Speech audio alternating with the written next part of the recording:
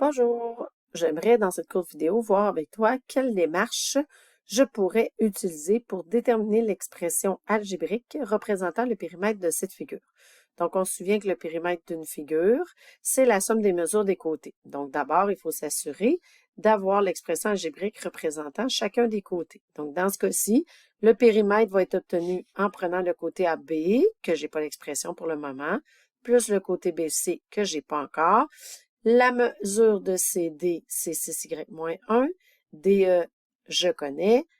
EF, je le connais. Et AF. Donc là, ici, on est en situation où je connais 4 mesures et il y a 2 mesures que je connais pas. Donc, avant de pouvoir déterminer le périmètre, je vais devoir aller chercher justement la mesure des 2 côtés qui me manquent. Donc, comment je vais faire pour aller chercher le côté AB? Donc, une façon de voir le côté AB, c'est de voir le côté AB, donc le côté qui est juste ici, comme étant la mesure du côté EF qu'on a enlevé le côté CD.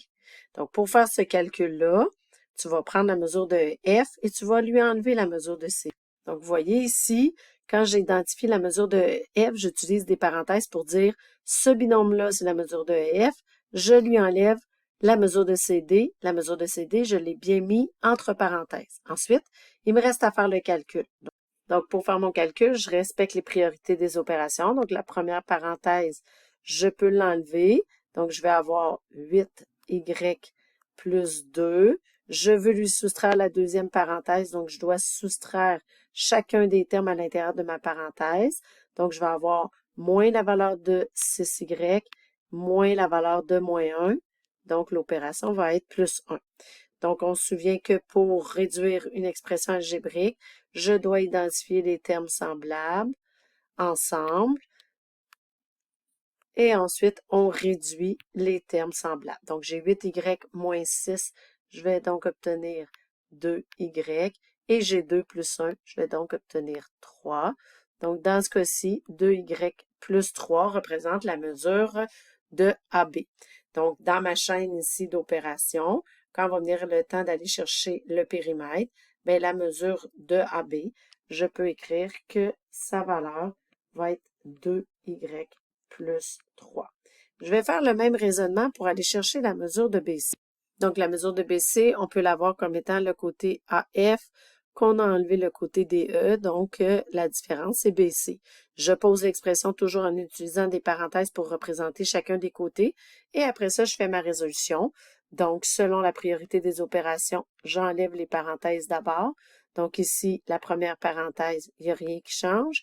Je veux lui soustraire la deuxième parenthèse, donc je dois distribuer ma soustraction. Donc, je dois soustraire Y et je dois soustraire 1. Lorsqu'on a enlevé les parenthèses, on peut passer à l'addition-soustraction.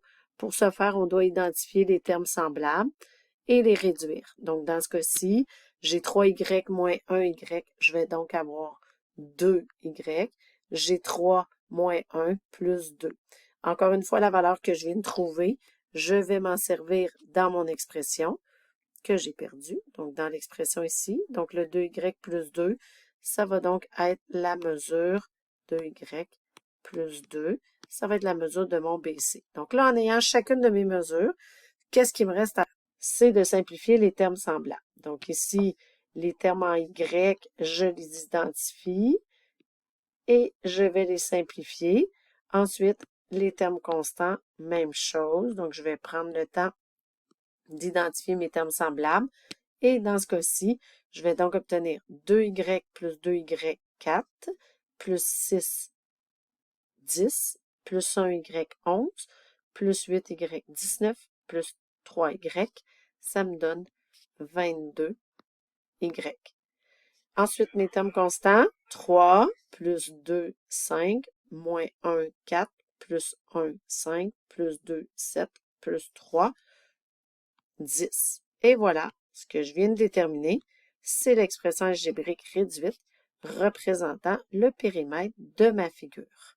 Donc, tu vois que dans ma démarche, j'ai vraiment pris le temps de nommer ce que je voulais, j'ai identifié ce qui me manquait, j'ai pris le temps dans ma démarche de montrer où j'ai pris les éléments qui me manquaient, et ensuite, je fais ma chaîne d'opérations en identifiant clairement par des parenthèses chaque expression algébrique et ensuite, je fais le calcul demandé. Et voilà, à toi de jouer.